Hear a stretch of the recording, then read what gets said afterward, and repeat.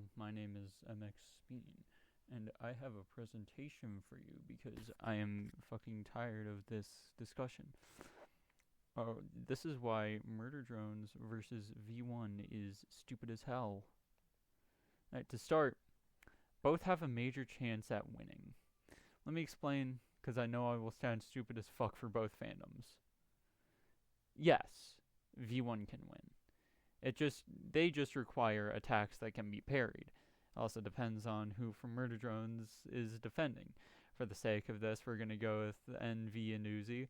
It's also fast as fuck and doesn't necessarily need the blood, considering, it don't really need to regenerate, considering canonically it just goes through without getting injured. V1's also goaded, but let's just check which attacks in Murder Drones can be parried within NV and Uzi.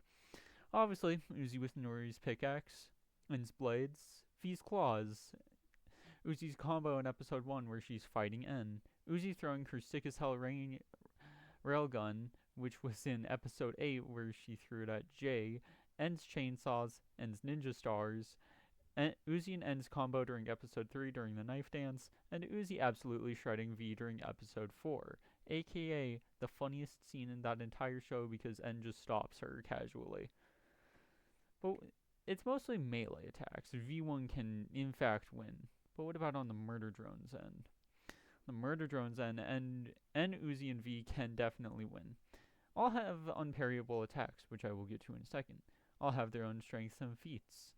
Uzi has her mechanical skills, and has his kind and almost coordinated skills, and V is a sadist. And all can regenerate on their own without no blood nor oil really required. Each fight in their own unique way, similar to V1, but the main factor, distance and what attacks they're using. The unparryable attacks are as following.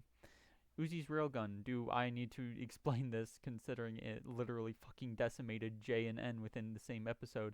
The absolute solver, one sec, I have this written down. Yes, the solver can glow yellow, but that's exclusively with Sin or people possessed with the solver. The other thing to take into account, it is a program, and it's not physical, similar to the physical attacks that Minos Prime, Sisyphus Prime, any main enemy in ULTRAKILL can use. But the other thing, it can be different colors, being mainly with N and Doll. Wait, no, not N. Uzi and Dolls, my apologies. Disassembly drone missiles. Have we not learned from the gutter tanks, first off? But they're also nanites. They're not made from the same material as the gutter tank or the freeze frame rocket launchers missiles. Next is the disassembly drone assault rifle hand. Do I need to explain this considering you can't parry the minigun from the gutter men? The nanite acid, even if V1 were to parry it, the acidity would majorly fuck up V1 big time, and likely would cause it to deal a crap load of heavy damage, or hard damage. I don't remember what it's called, I'm so sorry. EMP generators, do you know what an EMP does? Good, now you do, considering it will disable all machinery in a area. Energy cannon, it is pure energy. Do not even say anything about it being yellow. And finally, null, it creates a black hole. We've learned from Flesh Prison, Flesh Panopticon, Corpse of King Minos that V1 can't parry a black hole. Too long, don't read. V1 would get fucked up if N, Uzi, and V were to use those attacks rather than the parryable attacks. But none of this really matters. N, V, and Uzi don't have blood, so what's the point of V1 really fighting them if it's really just looking for blood?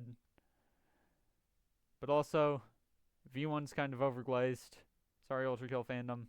Glaze him to the point where him being Goku of indie properties in the fight would just go until either V1 dies, Uzi gets bored, and nulls his ass to oblivion, or until N and V just leave.